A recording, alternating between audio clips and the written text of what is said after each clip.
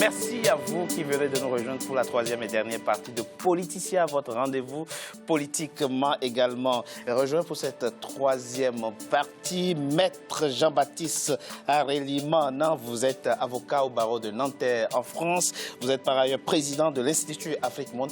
Merci de m'avoir rejoint, Maître. Merci à vous. Et mes amis maintenant Innocent et Patrick Mbeko sont restés avec moi. Alors, quels sont les défis prioritaires que devra relever le prochain président? Olive Diakotan, notre correspondant au Rwanda, est allé à la rencontre de quelques Rwandais. On les écoute, on en parle après. We have a problem in job. Yes, job creation. Le problème de la création de l'emploi reste toujours un défi dans notre pays, parce que plusieurs diplômés sortent des universités sans trouver d'emploi. Ils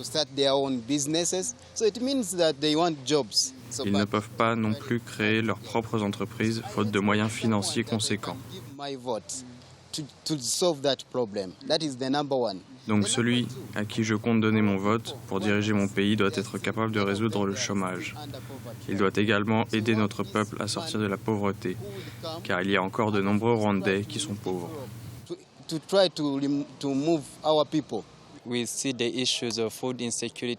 Notre pays a été récemment confronté à l'insécurité alimentaire.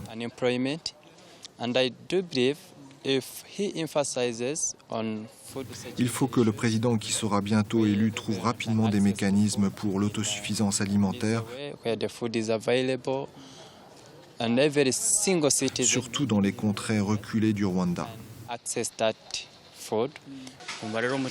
Notre prochain président doit renforcer la sécurité de notre pays et surtout permettre aux autorités locales de résoudre toutes les difficultés des populations à la base très rapidement. Les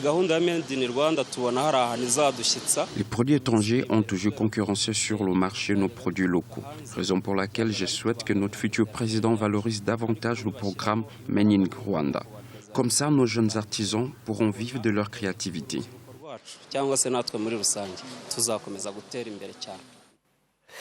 Alors, messieurs, quelques chiffres très rapidement pour commencer cette troisième partie. Le Rwanda, c'est 11 700 000 habitants sur 26 338 km². C'est aussi entre 13 et 15% de chômage.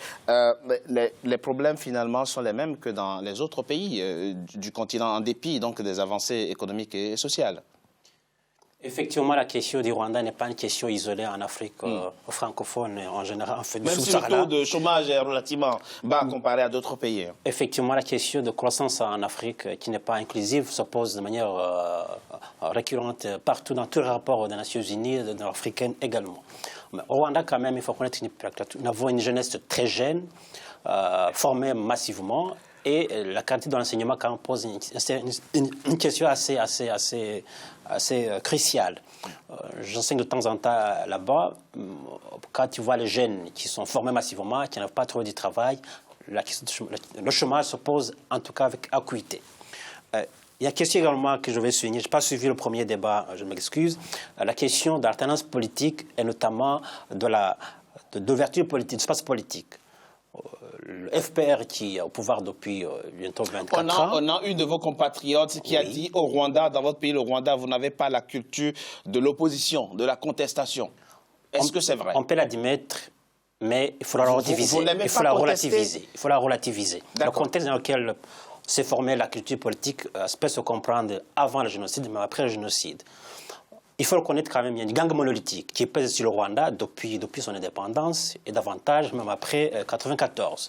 Ce qui fait quand même un des défis de taille. Je pense que c'est l'ouverture politique. Le FPR, le président Kagame actuel, s'il ne prépare pas son alternance politique, ça cause un problème au niveau politique et également au niveau de la sécurité de la région. Monsieur Mouazi, on ne va pas faire de la psychologie sociale, mais est-ce qu'on peut dire aujourd'hui qu'il y a une forme de résignation des Rwandais? Moi, je ne crois pas qu'il y ait qui serait post-traumatique de ce qu'ils ont vécu? Non, je ne crois pas qu'il y ait un seul peuple sur cette terre-là qui puisse se résigner face à certaines choses inadmissibles. Tous les peuples sont capables, à un moment, quand il leur est infligé un sort insupportable, de se révolter, de contester, etc. Si les gens ne contestent pas dans un pays comme le Rwanda, c'est qu'ils ont des bonnes raisons. Il faut du respect aussi pour ces gens. D'un génocide qui a fait 800 ils sont dans un génocide, on est moins motivés. Tout le monde est conscient de l'importance de cet homme pour que le pays tienne ensemble. Donc, d'où le respect que les gens ont. Et ça, il faut le comprendre et le respecter. Maintenant, comme vous le dites, hein, il y a des vraies questions de l'après-Kagame maintenant. Comment faire en sorte que la belle histoire actuelle ne soit pas liée uniquement à un homme, mais qu'elle puisse se poursuivre avec d'autres hommes. Comment faire en sorte que l'espace puisse être plus libre et surtout libre des idéologies qui ont mené au désastre que les gens ont vécu. Et ça, c'est une donnée fondamentale. Cette restriction de la presse qu'on peut voir de temps en temps, qu'on suppose, et même l'espace politique, il est hanté par en fait cette idéologie des génocides, des pratiques et des tentations aussi pour certains de jouer encore une fois. La peur existe encore dans les cœurs des Rwandais. Mais attends, il y a à peine 23 ans. Ici en Europe, on parle encore de l'Holocauste d'il y a 60 ans. Mais là, il y a à peine 23 ans. Tous les acteurs sont pratiquement encore là. Donc le problème est là, il est entier. Et que les gens se comportent en conséquence, il faut tout à fait le comprendre. Donc c'est différents défis très pertinents que des gens ont soulevés, notamment l'emploi, l'énergie, l'accès à l'eau potable, etc. Je rappelle que d'ici 2018, le président prévoit la création de 200 000 emplois en dehors du secteur agricole. Donc il y a un programme qu'il a baptisé Stratégie de développement économique et de réduction de la pauvreté. Monsieur Mbeko, dites-nous, les analystes disent qu'il n'y aura probablement pas d'alternance au Rwanda, mais ce n'est pas parce que le président Paul Kagame aura confisqué le pouvoir, c'est simplement pas adhésion populaire. Non, c'est pas vrai, parce qu'il faut quand même rappeler que à l'époque du président Biarimana, il y avait une opposition quand même assez forte, à partir des années 90. Et que la France avait d'ailleurs poussé le président Biarimana à s'ouvrir au processus de démocratisation, comme dans plusieurs pays du continent africain. On sait qu'au Zaïre, il y avait les conférences nationales et tout ça. Et au Rwanda, il y avait une opposition sérieuse au président Biarimana. Ça, on le sait. Deuxième chose, c'est que quand vous parlez de qu'est-ce qu'attend les Rwandais, il faut rappeler aussi qu'avant le génocide, le Rwanda était parmi les pays les mieux cotés par les institutions financières internationales. Donc ce qu'on dit aujourd'hui n'est pas une nouveauté pour certains Rwandais qui ont connu véritablement leur pays.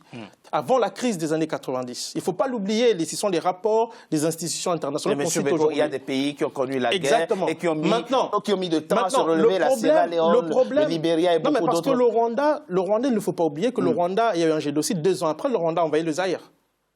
2 ans après. Envahi le Zaïre, pourquoi ? Parce qu'il y avait derrière des puissances occidentales importantes, dont les États-Unis, ça c'est connu. Mais il y a une chose qu'il faut dire, c'est que les gens au Rwanda aujourd'hui, ce n'est pas qu'ils ne veulent pas de l'alternance, c'est qu'ils ont peur. Les gens au Rwanda ont peur. Kagame a institué un système de terreur. Et ça, ce n'est pas moi, ce n'est pas Patrick Mboko qui le dit, même ses proches collaborateurs. Mais il y a quelqu'un qui vient, qui gagne. Non mais attendez, est-ce que lui, il est mieux placé que ceux qui étaient aux côtés de Kagame et qui ont construit ce système-là? C'est la question qu'il faut se poser. Parce que lui, je le dis honnêtement, à mon frère qui est là, il ne peut pas dire autre chose parce qu'il doit rentrer au Rwanda. Il doit faire son travail. Mais pourquoi?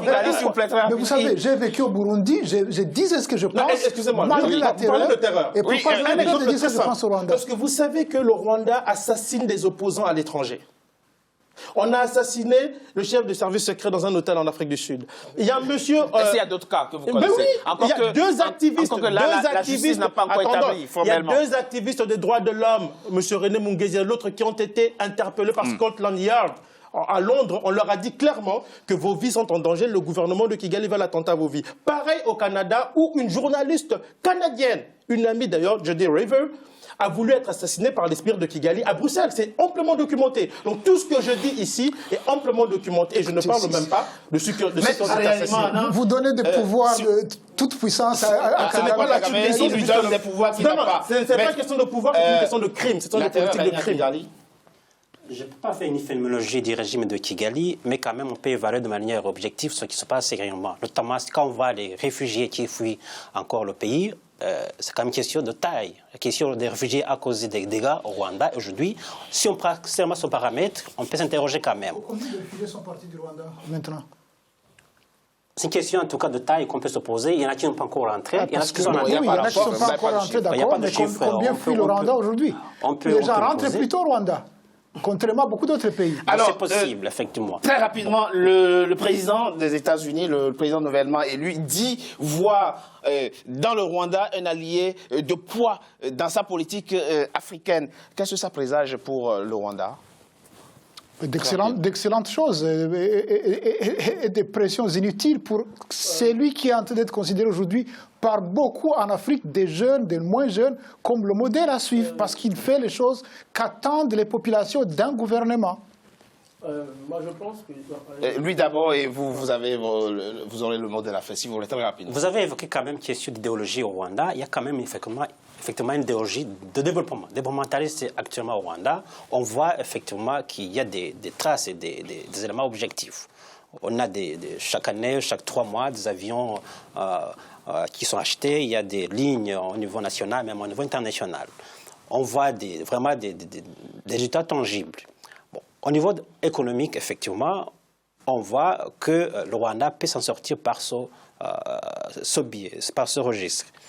Mais le soubassement politique et social... C'est quoi le défi prioritaire du prochain président, qu'il soit Paul Kagame ou un autre? Le défi prioritaire, c'est d'abord l'emploi et la sécurité qui est partagé par tous les pays africains. Je pense que la réconciliation nationale n'est pas encore vraiment la réconciliation nationale et la question des réfugiés rwandais. Réconciliation entre Tutsi et Hutu, mais aussi... Qui tourne en fait à vide. Pour vous, ça tourne encore à vide. Il y a encore du chemin à parcourir quant à la réconciliation entre les Rwandais. Dites-vous. Vous savez, quand vous avez des gens, des voisins, dont certains ont massacré la famille des autres voisins. C'est vrai. Il ne faut pas espérer que ça se passe comme ça. Il faut du temps, il faut du travail. Ça prend du temps, bien sûr. Très rapidement, M. Beko. Tout ce qu'on veut sur cette histoire-là, il y a à boire, à manger, il y a une bonne documentation. Pour revenir à votre question sur Donald Trump, je pense qu'il faut comprendre une chose, c'est qu'il faut d'abord comprendre que les États-Unis ne soutiennent pas des États parce qu'ils ont des performances économiques, mirages ou des mirages comme ça. Non. Les États-Unis soutiennent des alliés stratégiques. Et la place du Rwanda est très importante pour les États-Unis. Je veux rappeler ici les propos de Howard French. Il avait dit ceci. Pourquoi le Rwanda et l'Ouganda sont importants pour nous, pour les États-Unis? Parce qu'ils peuvent faire des choses pour nous sans que nous ayons à le faire nous-mêmes. Leurs soldats peuvent aller sur des terrains d'opération et mourir pour les intérêts américains. Ils deviennent donc important pour nous. Donc c'est un impérialisme pas État interposé? Mais c'est comme ça que ça marche depuis très longtemps. Ça, c'est la première. Mais ça, c'est amplement documenté. Le deuxième élément par rapport à la réconciliation que je crois qui est très important, c'est une question qui est extrêmement importante pour moi dans ce pays-là. Pourquoi? Parce que j'ai dit tantôt que pour moi, le Rwanda est une poudrière. Pourquoi? Parce que vous ne pouvez pas imposer une narration de l'histoire et oppresser une partie de la population rwandaise. Les Hutus, là, c'est plus de 80% de la population rwandaise. Et donc, si on ne retient pas les leçons du génocide, de le processus qui a conduit à ce génocide en 1994, l'histoire risque de se répéter lamentablement. Le malheur de beaucoup d'intellectualistes africains, c'est de voir les gens de cette région comme des Hutus et des Tutsis.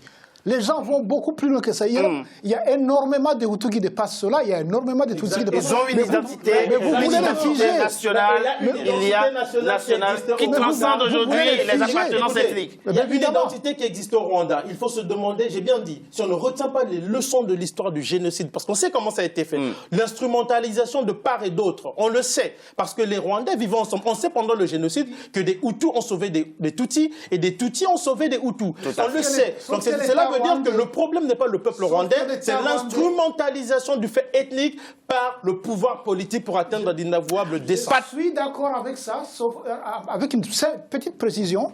Les quotas imposés qui éliminaient pratiquement l'accès à l'enseignement et beaucoup d'autres choses à la minorité qui était réduite à son suivant. Ont été sautés. Qui était là avec le parti. Aujourd'hui. Merci Patrick. Patrick Mbeko, vous êtes géopolitologue, auteur de plusieurs ouvrages. Je cite ici quelques-uns. Le Canada dans la guerre en Afrique centrale avec focus sur le Rwanda et la RDC. Guerre secrète en Afrique centrale. Objectif Kadhafi, stratégie du chaos et du mensonge. C'est ce que j'ai entre les mains, focus sur l'occupation rwandaise. rwandaise en RDC. Merci, Patrick Mbeko, d'avoir accepté notre invitation. Maître, excusez-moi, je ne vais pas mal prononcer, Jean-Baptiste Arerimana, vous êtes avocat au barreau de Nanterre en France, vous êtes par ailleurs le président de l'Institut Afrique Monde. Merci, maître, d'avoir accepté notre invitation. Et Innocent Mokosi, vous êtes vous, journaliste, directeur général donc, de la télé-renaissance. Merci, monsieur du Mokosi. Burundi, Du Burundi, au tout à Rwanda. fait. Il faut que les gens arrêtent de fantasmer sur le Rwanda avec des théories. Il faut que les gens arrêtent de fantasmer sur le Rwanda. L'appel est sans doute attendu, mesdames et messieurs. C'est la fin de Politicien, votre rendez-vous politique que je vous remercie d'avoir été nombreux à suivre. Restez sur Africa 24 pour la suite de nos programmes. À très bientôt pour un nouveau numéro de Politicien.